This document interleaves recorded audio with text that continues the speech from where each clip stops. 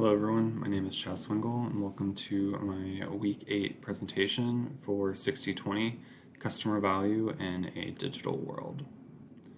For my presentation, I will be doing a compare and contrast of Neiman Marcus Group and Farfetch Limited.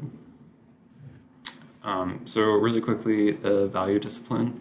Both Neiman Marcus and Farfetch are retailers of luxury goods, including apparel, shoes, and accessories. Additionally, they both focus on customer service as their competitive advantage and ultimately how they bring value to their customer.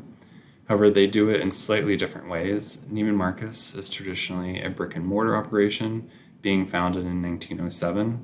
Although it eventually did transition to online, it was slow to do so, much like other luxury retailers. Conversely, Farfetch, founded in 2007, sees itself as a tech company, a global platform which connects consumers to a varied network of luxury boutiques around the world. Farfetch has only one physical store and instead focuses on using its platform to access 500 brands across more than 7 retailers and department stores such as Harrods. At times, it's been compared to as the Amazon of luxury goods. Neiman Marcus consists of 4 individual brands: Neiman Marcus, Bergdorf Goodman, Neiman Marcus Last Call, and Horchow.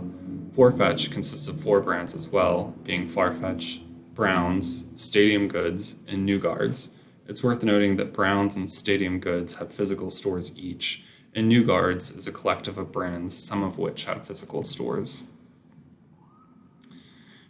For the market segmentation, both of these companies operate in the $300 billion luxury fashion industry. Of that total market, it's important to note that as of 2019, 88% of luxury purchases were still made in physical stores. Within this industry, both companies obviously target more affluent individuals that are primarily interested in style and investing in apparel and accessories. Beyond this, there are slight nuances in their customer segments, although most of the segments are demographic focused.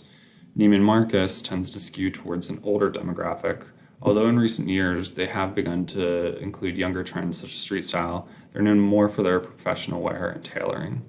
Additionally, because they emphasize in-person retail, they tend to target urban centers where they can reach a wider, generally more wealthy audience. Farfetch, similar to Neiman Marcus, targets affluent individuals, but also looks to reach those in the mid to high income segment as well. Because younger consumers are more likely to shop online, that being millennials 27 to 31, make 62% of their purchases online, versus millennials 32 to 37 make 57% of their purchase online. Farfetch's age demographic tends to skew slightly younger than Neiman Marcus because of their online focus. So how do they build loyalty? Both companies build loyalty, again, through customer service, but again, in slightly different ways. Neiman Marcus offers a loyalty program through its self-branded credit card. Cardholders accumulate points, which convert into gift cards, as well as offers cardholder privileges such as special sales, early sale access, concierge services, and free 2-day shipping. The card has tiered benefits, so of course, the more you spend, the more that you receive in perks. Farfetch offers no such widely available loyalty program, and they don't have a credit card. However, it is rumored that Farfetch offers private client status to top-tier customers, which includes private shoppers and a concierge that can assist in finding sold-out goods. However, being a digitally born organization, they still have a significantly larger social media footprint than Neiman Marcus, which offers a key way to engage with customers. Farfetch has a staggering 2.7 million followers on Instagram relative to Neiman Marcus's 1.5 million, and provides a multitude of ways to interact with customers through posts, videos, stories, shoppable content, and more. Having such a large social media reach is critical in the digital age. Studies have shown that 40% of luxury purchases are influenced by online browsing, and Instagram is the biggest powerhouse in engagement, accounting for 93% of total interactions earned with consumers. So how do these companies use artificial intelligence, big data? Again, as I mentioned before, Neiman Marcus is traditionally focused on providing excellent customer service, but in store. Salespeople building relationships with consumers in person to drive revenue. However, as consumers shift towards more online purchasing, Neiman Marcus has slowly started to shift their focus online. One of Neiman Marcus's first forays into digital is the memory mirror, but this still represents an in-store experience. a giant mirror with video screens and cameras that allow consumers to see outfits from 360 degrees and compare options side by side. It also remembers what consumers try on and allows them to share videos with their friends. Neiman Marcus actually missed out on an opportunity to incorporate artificial intelligence into the mirror by giving consumers the ability to like or dislike options and then subsequently recommend other items based on this history. Coming out of Chapter 11 bankruptcy, Neiman Marcus has put digital at the forefront of its strategy, and they're planning on spending $85 million to do that. One initiative is doing away with Neiman's famous catalogs and instead replacing it with digital content referred to as Neiman's State of Mind. Neiman Marcus has also begun leveraging consumer viewing and shopping history to provide tailored recommendations to consumers, both real-time while they're shopping on their website, as well as through email and cookie-generated ads. Unlike Neiman Marcus, Farfetch heavily leverages artificial intelligence and big data. As of June 2018, Farfetch employed 631 engineers and data scientists to support obtaining and analyzing consumer data. Given the large amount of product available through their platform, Farfetch has developed algorithms to provide recommendations to consumers based on their viewing and purchasing history. Additionally, as the site continues to accumulate and grow data, it sells the use of this data back to retailers as an incentive for them to buy into using their global platform. In Farfetch's store of the future, customers experience an augmented reality which combines the attributes of shopping in a physical store and shopping online. Consumers are able to log in when entering the store so their previous data can be accessed and new data can be collected while they browse the store. RFID-enabled clothing racks track what customers browse as they look through the store, and items can be added to their wish list. The mirrors in the fitting room allow customers to view and request other options and sizes as well. Similar to Neiman Marcus, they also do the customized online recommendations based on the browsing history on the website and in their mobile app. Digital maturity and the ability of the companies to adapt. Like many other luxury retailers at the onset of the online boom, Neiman Marcus was slow to embrace online. Luxury retail was known specifically for its customer service, which could not be delivered in the same way online. Furthermore, going online to many seemed to take away the exclusivity associated with luxury retail goods, as inventory and product specifications, including pricing, could be readily accessible to all.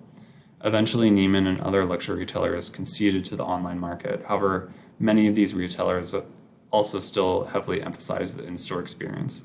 This has proven problematic for many stores, which have begun shuttering locations even before the pandemic. As early as 2017, only 39% of consumers said they would rather purchase apparel and accessories in a brick-and-mortar store. Consumers are gravitating toward online shopping due to the ability to compare prices, research products, read reviews, and easily compare across stores. Furthermore, there has been a recent string of retail bankruptcies, particularly large department stores such as Neiman Marcus. Now these stores are struggling to catch up and are paying heavily. However, as mentioned previously, Neiman Marcus is attempting to redirect its focus to online, indicating the company culture is slow to adapt. Conversely, Farfetch embraced the digital age from the beginning, starting off as an e-tailer. As mentioned, Farfetch at the heart of itself sees itself as a tech company. Farfetch believes that as consumers begin to shift from purchasing seasonal fashions to real-time fashions, particularly as they obtain access virtually to runways globally, Farfetch is in the process of developing its technology and logistics capabilities further to be able to meet the needs of those consumers. Farfetch also offers digital services to luxury brands and retailers. They've designed their own proprietary platform for selling luxury goods online and are capable of developing similar solutions for these other companies. According to Farfetch, the technology is scalable, allowing for expansion of reach and available applications. Their digital platform's internal services have a modular design, allowing them to evolve individual system boundaries independently or replace components with external modules. And finally, analytics and personnel. Unfortunately, information was not publicly available in either company's use of artificial intelligence, data analytics, or machine learning for hiring or personnel matters. So I thought this would be an opportunity to provide some recommendations to them to leverage these. For Neiman Marcus, I think particularly they could leverage artificial intelligence for hiring lower level employees or store associates. I think it'd be useful for store associates being able to have a similar set of skill set and seeing which attributes tend to make more successful store associates and hiring based on that. And for Farfetch, it's not really a personnel issue, but since they leverage and source from retailers, they may be able to leverage analytics to source product and identify what potentially would sell well on their platform.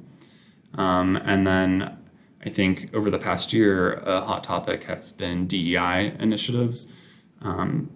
Leveraging big data and analytics could allow both of these companies and others to be able to gain insights into the diversity, equity, inclusion within their organizations and make changes to address shortcomings that they may be facing.